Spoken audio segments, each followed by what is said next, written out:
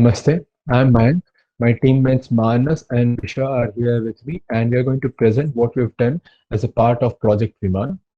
So, we started out with the following vision in our mind, but then, due to the constraints posed by the lockdown, we scaled down our vision to a mission statement, which is to implement a three sensor based SLAM for a quadcopter with 3 degrees of freedom.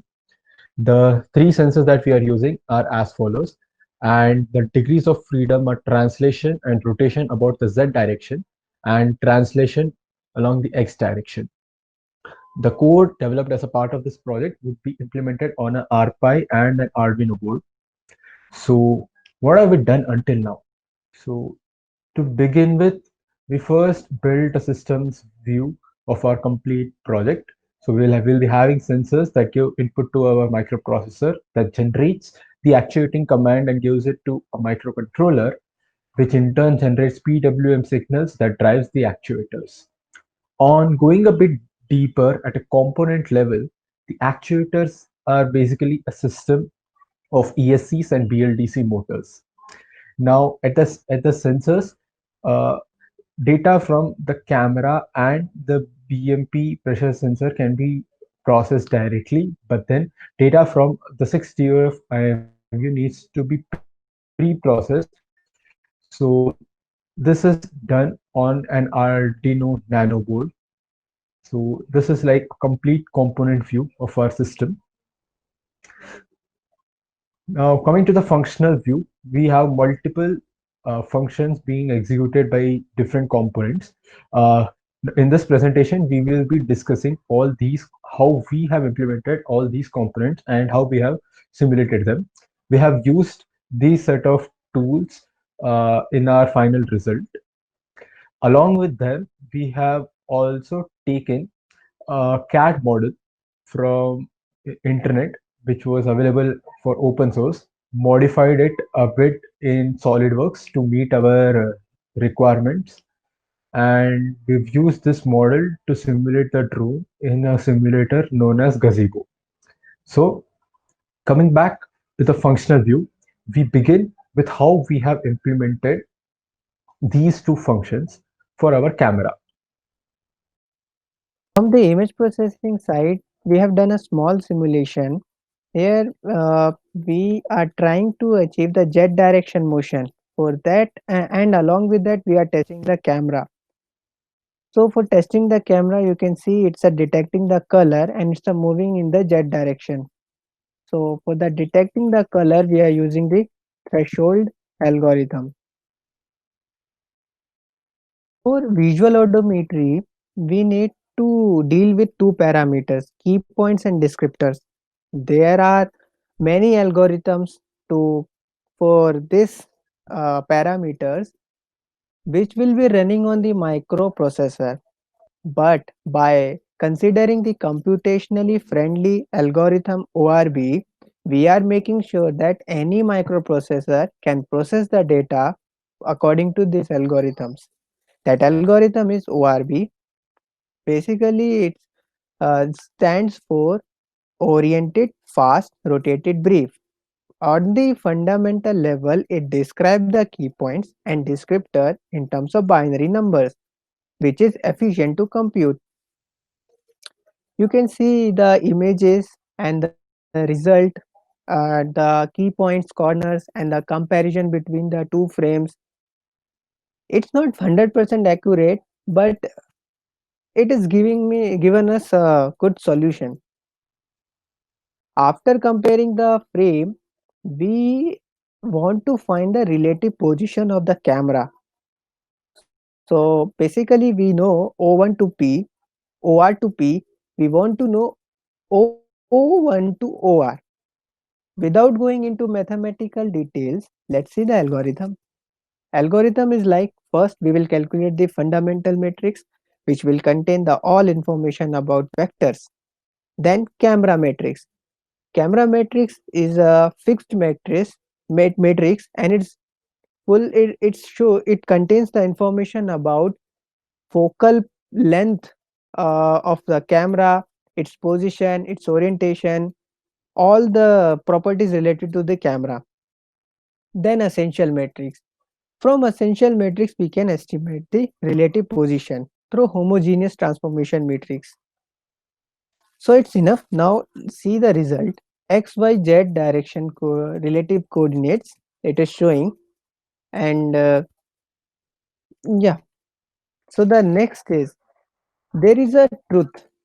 The truth is this type of algorithm is highly depend on the intensity value of a pixel, which means that without any motion it will show the motion, because the biggest assumption of this algorithm is the intensity of light is always constant, which is not the real world case. Okay, so we have a problem that how can we confirm that there is a motion or not. The solution we are coming with the optical flow. Optical flow basically a tracking algorithm. It will track the object motion in a video, but we are using the optical flow algorithm for motion detection, not the motion tracker. So you can see in the animation, it is detecting the motion and no motion cases. Okay, by combining the confirmation of the motion algorithm and the previous algorithm of relative position, we can we can combine these two and we can estimate the position change whenever motion happen. So this is some sort of confirmation. Next, we will understand the how data is data of IMU and pressure processed to obtain the odometry, and what's the logic behind the motors, its speeds due to its speeds to achieve a desired motion. So this is the top view of a quadcopter, and as you can see, the green color circles are representing the motors and the couplers, and the diagonal pairs A and D and B and C are rotating in the opposite directions, like clockwise and anti-clockwise. That is to cancel out the torque. Let's have a look at the force equations. So the force equations will be the total force will be 4F minus mg. Now here, all four thrusters are producing a thrust along the z-axis, that is towards us, and F is the force produced by each motor, and 4F minus mg is the gravitational force. So this is how you basically the force equations work out, and the net torque, it is represented by these red arrows. So they cancel out each other. This is about 0.2, so they cancel out each other. And net torque duty rotors, as I said, since these two rotors are rotating in clockwise and these two are in anti-clockwise direction, so they cancel out, and net torque due to rotor is also zero. So let's see if we want to follow this in 3D series, then how do we actually do it? So for moving up and down, it's pretty simple. So if you keep all four forces equal, as it was here, then your force equation becomes 4Fa minus mg, and the torque cancels, of course, torque cancels out. So it just moves up and down with this simple thing. Now let's say if you want to move left or right, now that is about the y-axis.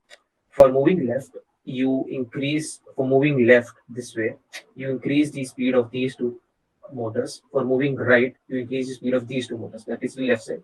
For moving forward, you increase the speed of these two backward motors, and for moving backward, you increase the speed of the forward thrusters. For performing yaw, which is the rotation about z-axis, you increase the speed of any one diagonal pair, and then you will rotate in clockwise or anti-clockwise direction accordingly. But you increase the speed of a diagonal pair. Let's talk about dead reckoning. So before understanding dead reckoning, it is very important to understand these two concepts: proprioception and exteroception. Now, proprioception is something where when a body is able to keep a track of its own position and motion. Exteroception is when the body is able to keep a track of its surrounding. So if the quadcopter has to navigate autonomously, it has to have both proprioceptive data and exteroceptive data. So by fusing the data from IMU and barometric pressure sensor, we can obtain the proprioceptive data, which is the orientation position of the quad rotor. So this is the basic block diagram of, and you can see here we are obtaining all 6 degrees of freedom, which is rotation about each axis and displacement along each axis. So Now, talking about NPU 6050, which is an inertial measurement unit, it consists of gyroscope and an accelerometer. Now, gyroscope measures the angular velocity, and accelerometer, as name suggests, measures the acceleration. BMP 280 is the pressure sensor. This gives the air pressure, and which can be converted to displacement easily, and it can directly be used to calculate the displacement along the z-axis. Now, these two data, it requires some processing. So once you get the angular velocity, using that you calculate the angles, and it is represented in quaternion format. It is a unique format to represent the rotation along each axis, and this is the acceleration data. Now, using these two data which we got from NPU 6050, we can directly calculate the final rotation, which is the Euler angle rotation. And we have to first remove the gravity from acceleration, which is obtained here, because accelerometer also measures the gravity. So we need to remove that gravity vector from this acceleration. Once we remove that, now orientation can directly be given here, theta phi psi, and acceleration has to be filtered because it's very noisy. So we use a Kalman filter for filtering out the acceleration, and once this is done, we double integrate it to obtain displacement. And this whole process is called as dead reckoning. This whole process of getting displacement from acceleration is called as dead reckoning, and it is used as a feedback loop in the control system. So as you can see here, this is the visualization of the IMU in Python. So as I'm moving it, it's rotating, the cube is rotating.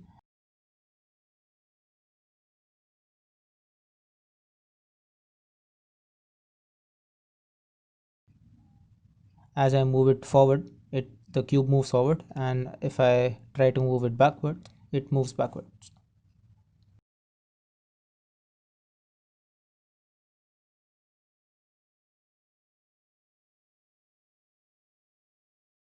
What do we actually mean when we say that we optimize a map? So for a robot, the environment around it is basically nothing but a set of landmarks.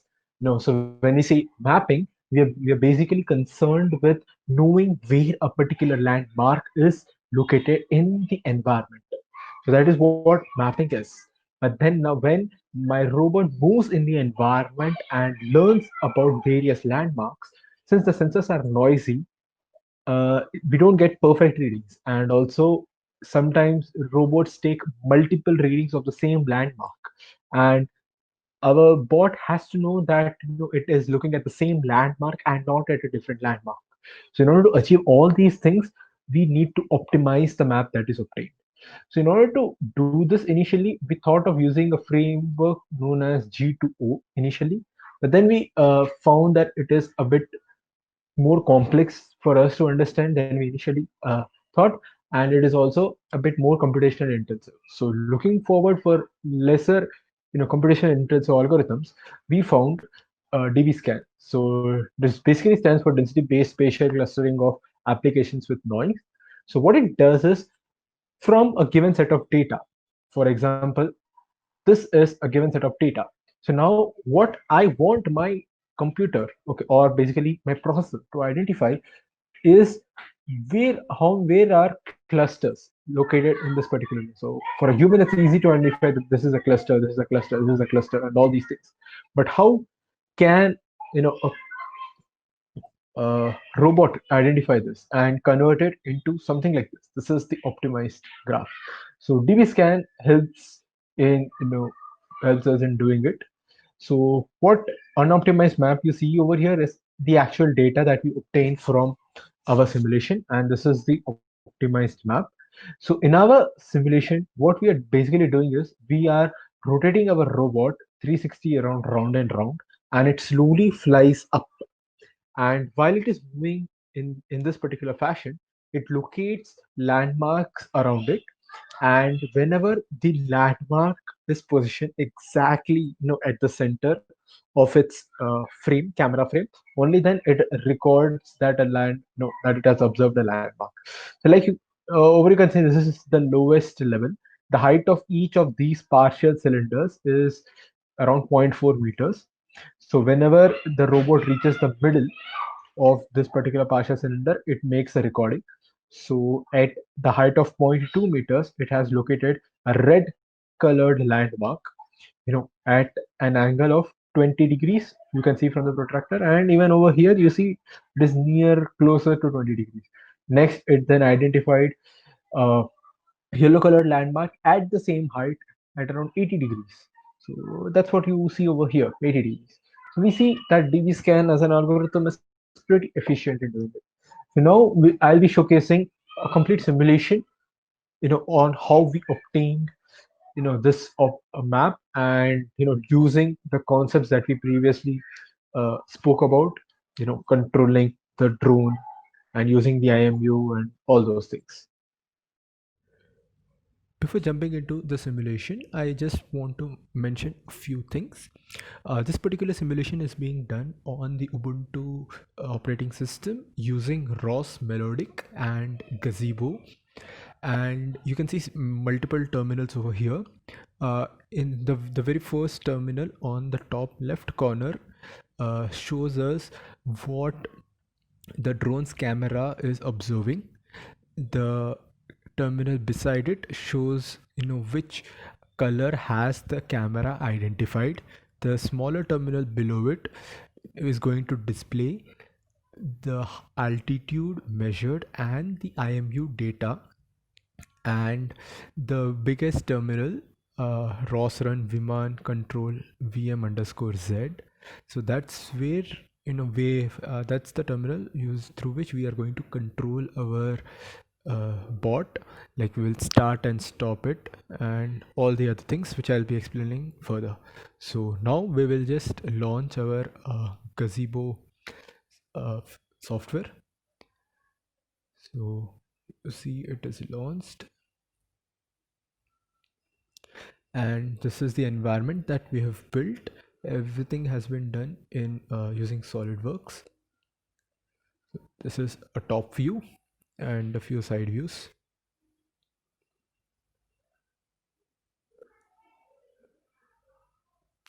So now we'll just see what the drone is observing, and we will execute these two things. So now first we launch the drone, and then now we initiate drone mapping. So for mapping, basically now the drone is going to move around and going to slowly increase its height by 0.05 meters. And while it is doing, it is going to identify all the landmarks that it encounters and stores it as an unoptimized graph in itself. So once it reaches the top like this, it will come down. So the mapping is done. Now we can, using this terminal over here, we observe what is the map that the drone has stored. So you see, this is the data that drone has stored, but now as you can see, it is not optimized. So we want to optimize it. So this process can be automated, but just for the sake of showcasing, we've put it separately. So to visualize, we will execute another command. Now as you can see, this is the unoptimized graph visualized, and this is the optimized graph visualized. So to conclude, we have presented how we would be implementing a 3-sensor based SLAM. So we have also shown a complete working simulation of a drone in a virtual environment. We have also shown how we can implemented inertial odometry using actual hardware. And now our next step is to expand the SLAM into for all the 3 X, Y, and Z directions and build the hardware. Thank you.